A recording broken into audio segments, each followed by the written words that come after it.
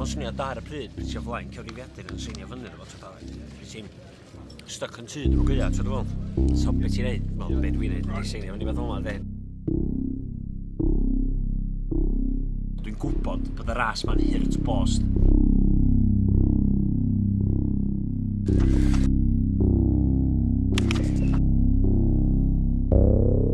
Ti allan ar fynydd am dros 10 awr bob diwrnod, a ti'n gorfod codi a wneud e eto y diwrnod wedyn.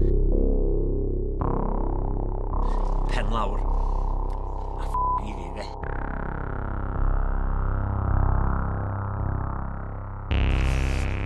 Hwn di'r tro cynta i fi feddwl bod dwi'n mynd i wneud o.